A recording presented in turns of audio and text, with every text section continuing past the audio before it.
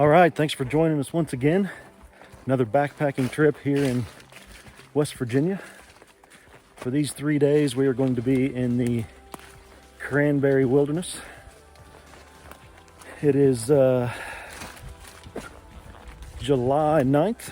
We got started right around 11:30 or so at the trailhead. We're going to do the north-south trail. Head down to Laura Lee and then over to Big Beachy Trail, and then on out on Sunday evening. So that's the intent anyway. It might hold. We might have to change it up a little bit, but right now it's about 65 degrees and a little rainy. Hit some rain on the way in this late morning, so we'll see how the rest of the week shapes up for us. I've got Isaac along with me again. What's up, man? What's up? So we're gonna knock this out and give you a little footage along the way. So stick with us, and we'll check back with you in a little later.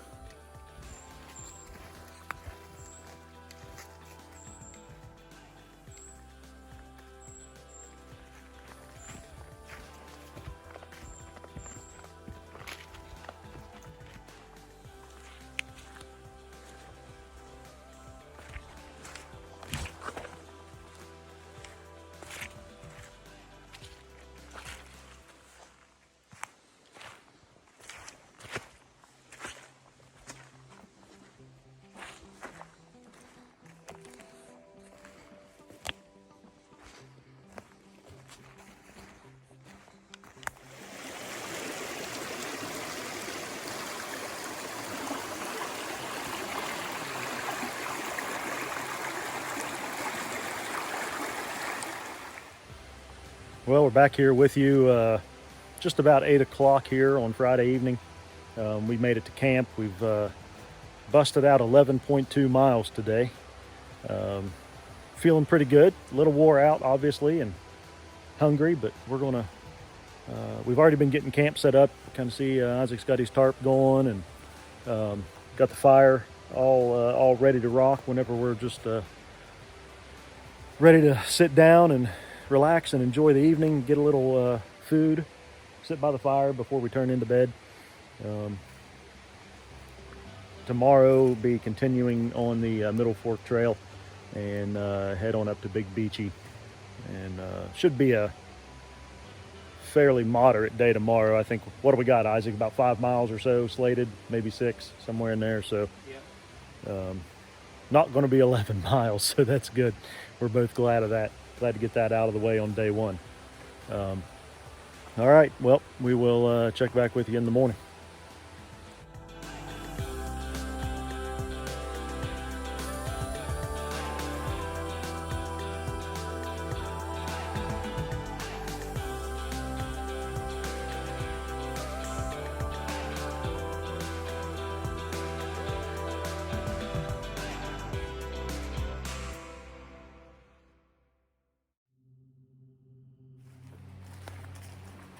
Well, good morning here on Saturday morning.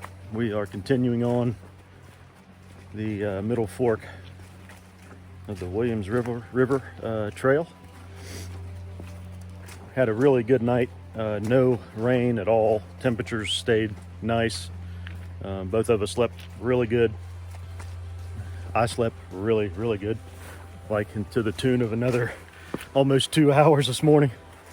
So we are just getting going, and it is 10:37, which is probably the latest I've ever started hiking while spending the night in the wilderness. So what do we have, Isaac? About 7 miles today? So we'll try to knock out this 7 miles and be at camp at a decent hour. Maybe get some rest, even more rest.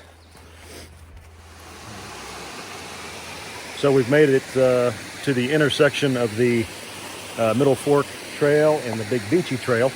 Really nice waterfall right at the intersection. We're stopping to get a little bite to eat, fill up our camelbacks, and getting ready to push up a pretty good ascent for the rest of the most of the day. I think we're right here. We're right around the 2,500 feet mark, and on top where we're headed up to Big Beachy is going to be right around the 4,000 mark. So about 1,500 feet of elevation gain for the next 3 or 4 miles. So just getting the last little relax in and some nutrition before we do that. And I'm sure we'll be absolutely spent by the end of the day. So catch up with you in a little bit.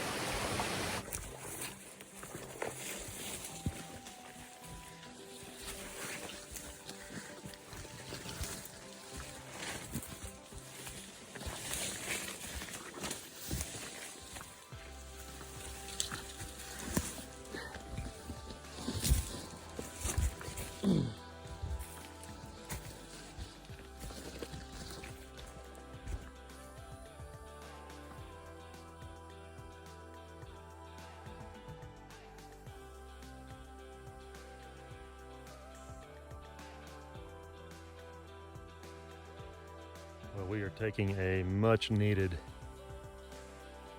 R&R. After the last 4 miles, we've pulled right about 1,500 feet of elevation, and no switchbacks or anything, just a nice steady climb the entire way. So we are a little wore out. Packs feel about 200 pounds. So we're not far from where we're gonna hopefully camp this evening, depending on what type of campsites we come across.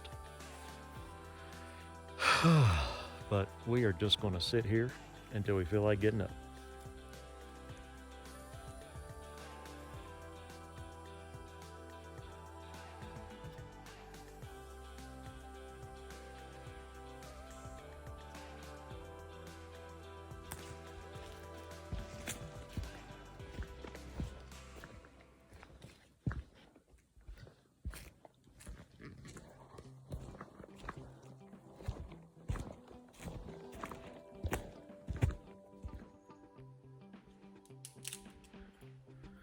Well, we have arrived at camp for the evening. We've already spent about an hour or so getting everything set up. Isaac's getting the fire going. Did about 7 miles or so today. Pretty good trip, other than you pulling that 4 miles or whatever, almost not straight up, but up enough for 2 old guys. But got here about 5 o'clock. Total mileage was about 7 for today, so that's a nice number. We're definitely going to sleep good and eat good later.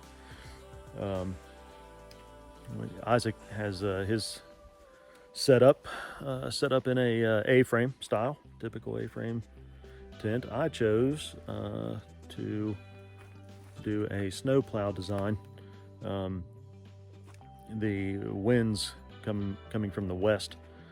If there is any chance of weather tonight, the snowplow is facing the west direction and will shed any wind coming from that, and then you're covered on 3 sides. Don't believe they're calling for any weather this evening, but just in case, we got everything set up,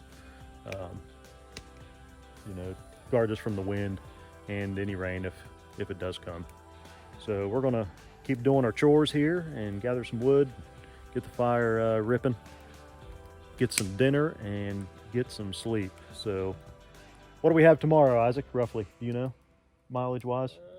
4, 5? 5 or 6 probably. Somewhere in there. So yep, we should have another little good trek out.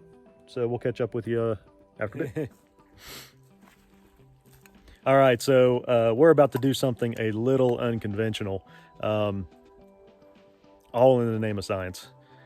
Isaac has wandered upon this stagnant body of water, and it's under a rock, big old rock near our campsite.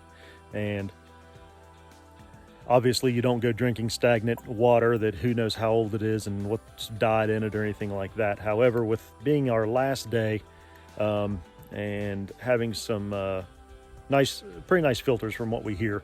We're gonna conduct a little experiment, and maybe if one of us are brave enough in the morning, we might try a sip of it and see how it does, seeing that we're leaving tomorrow. So, or we can maybe find some poor schmuck on the trail to do it. So, we're gonna try to film this as best we can and filter it. We might have to filter it a few times. We'll take into account, you know, how it smells, see if it takes the smell out. Obviously, we don't have lab or test equipment to see if it gets, you know, the viruses and the bacteria and stuff out. But here it goes. We're going to do the best we can. Yep.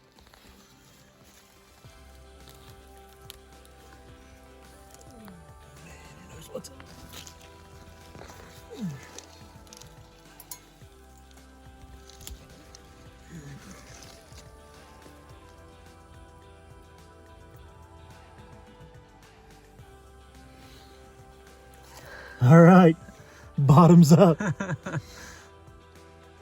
It actually doesn't smell. All right, let's grab that. I don't know. I just took it the way you gave it to me. That's good.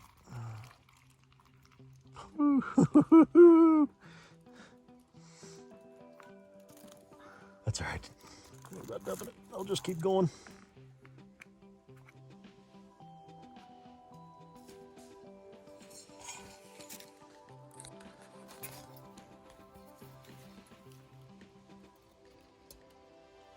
Trying not to get all the schmutz, but this is where a pre-filter would probably be perfect. All right, well, there it is. Man, oh man. Let's give some props to those who make water filters. All right, well, here it is. So again, who knows how long this has been there. We just spooned it out with an old cup, so we'll make sure to definitely boil water in that cup before we use it this evening. But we've got a little pre-filter set up. We've got another Vecto. Isaac has a Vecto set as well, so another dirty bag and a pre-filter. So just a bandana to get any sediment that might be in here, just to keep it from going through the filter.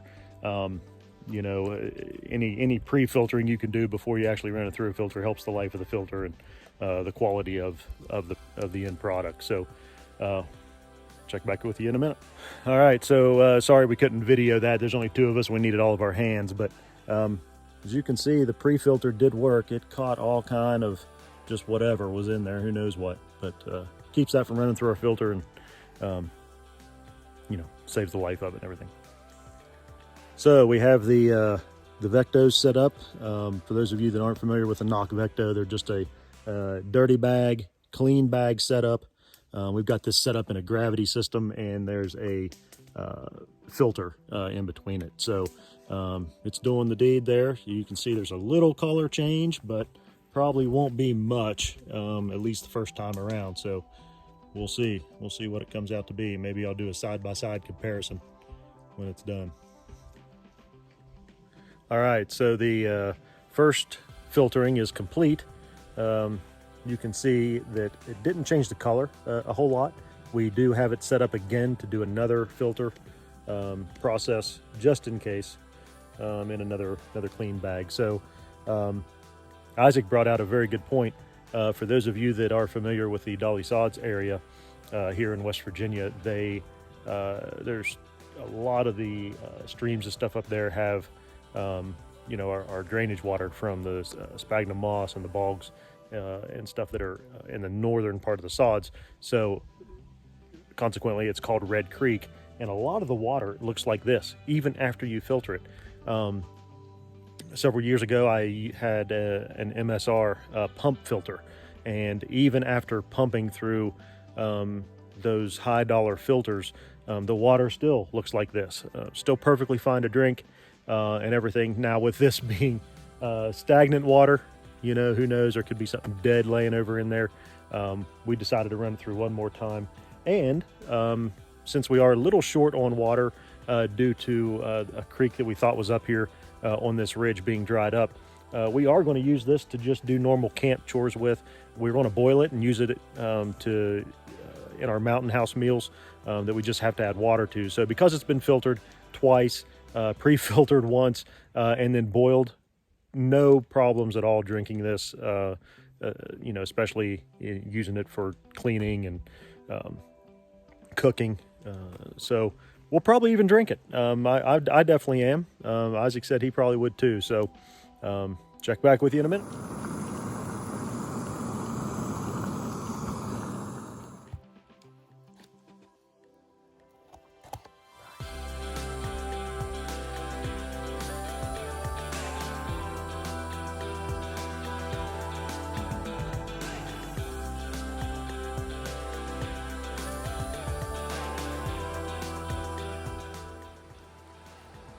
Well, good morning. Just about 7:30 here on Sunday morning. We're getting all packed up and ready to head out. Again, just a little short hike on the way out, which is always nice for the final day, just to get out, get back to the truck, get home at a decent time. But just wanted to check in with you. Should have some pretty good weather. Had real good weather through the night. Got a little bit breezy, but we didn't even need our canopies, but it was nice to have them just in case. So holler back at you shortly.